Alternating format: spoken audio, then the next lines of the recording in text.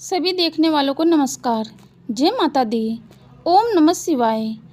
आज की वीडियो में हम जानने वाले हैं कि सावन के महीने में हमें क्या चीज़ खानी चाहिए, क्या नहीं खानी चाहिए। कौन सा वो फल है जिसे खाने से यदि हम उपवास लेते हैं सावन में वो खंडित हो जाता है। कौन सी ऐसी सब्जी है जो निषेध है खाना, या कौन सा वो पेय है जो हमें भूलकर भी नहीं पीना चाहिए। तो ये सब जानने से पहले आप वीडियो को लाइक, चैनल को सब्सक्राइब कर दीजिए। तो पहले जानते हैं कि हमें क्या खाना चाहिए। तो सबसे पहले आते हैं खाने में फल। तो फल वैसे सावन के महीने में खा सकते हैं, लेकिन खटास वाले फल यानी खट्टे फल हमें नहीं खाने चाहिए। यदि मैं कहूँ तो आप सेब खा सकते हैं, बहुत ही अच्छा है। केला भी आप बेझिझक खा सकते हो, ताकत भी बहुत टेस्टी भी होता है। आम भी आप खा सकते हो, क्योंकि जो आम है वो मौसमी फल है, बहुत ही अच्छा। यदि इसे सावन में खाया जाए।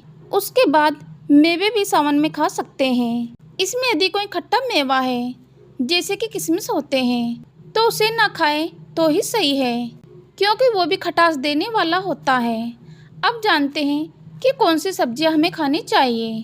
तो सबसे पहले जो सब्जी आती है वो घिया लौकी, जिसे दूधी भी कहते हैं। यह बहुत शुभ है। यदि इसे खाया जाए, चाहे किसी भी फॉर्म में खाओ। आप इसका हलवा बना सकते हैं, आप इसकी मिठाई बना सकते हैं, तो किसी भी ढंग से इसे खाया जा सकता है।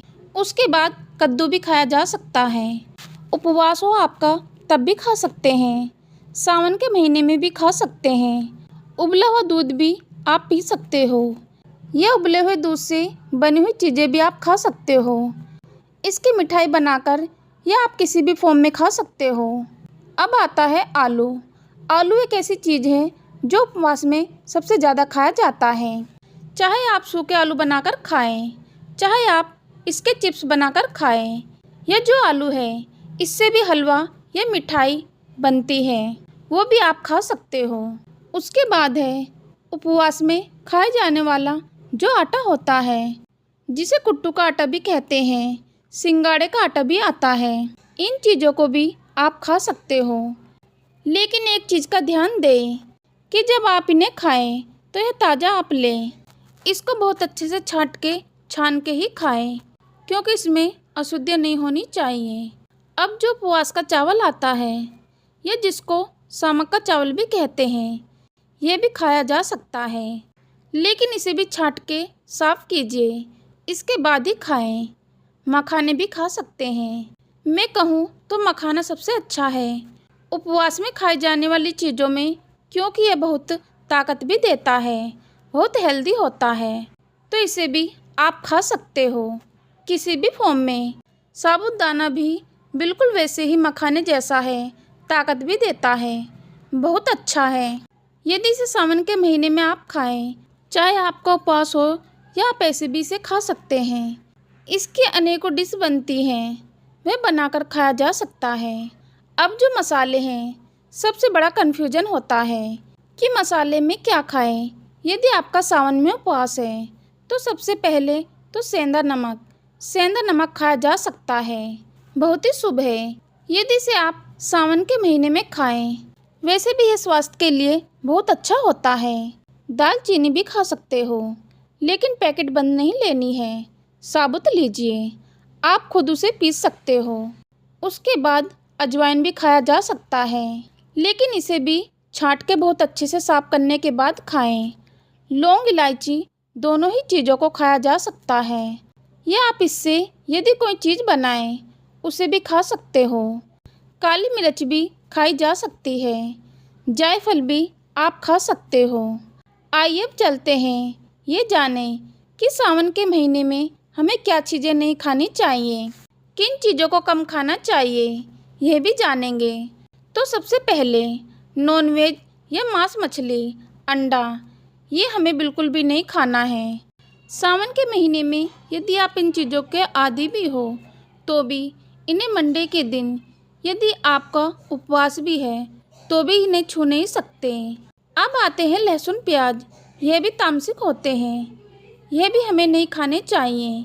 सावन में कुछ चीज़ें ऐसी होती हैं जो बिल्कुल ही निषेध मानी जाती हैं। तो उसमें सबसे पहले तो साग सब्जी है, जिसे हमें कम खाना चाहिए। साग सब्जी, पत्ते वाली सब्जी कम खानी है। लेकिन जो बैंगन है उसे बिल्कुल मना ही किया जाता है कि हमें सावन के महीने में इसे नहीं खाना है।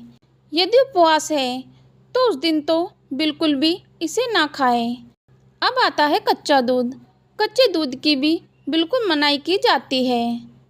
सावन के महीने में इसे नहीं पीना चाहिए। वैसे ही दही भी हमें नहीं खानी चाहिए। जितना हो सके इन चीज़ों से हमें बचना चाहिए। सावन के महीने में उसके बाद काला नमक, यदि आपको उपवास है तो उपवास में आप काला नमक नहीं खा सकते। वैसे ही आप सफ़ेद नमक, जो वाइट नमक होता है, वह भी नहीं खा सकते।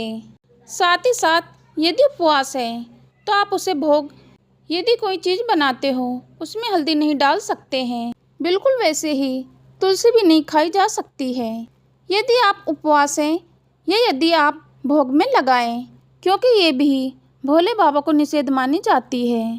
तो दोस्तों, ये कुछ चीज़ें थी जो आज हमने जानी कि हमें क्या खाना चाहिए, क्या नहीं, हमें किन चीज़ों से बचना चाहिए, यानी कि बहुत कम खानी चाहिए। तो उम्मीद है कि वीडियो आपको पसंद आई होगी। वीडियो अच्छी लगी है तो लाइक कीजिए, चैनल पर नए हो तो सब्सक्राइब कीजिए। अब मिलेंगे ऐसी ही एक किसी नई वीडियो के साथ। तब तक के लिए धन्यवाद।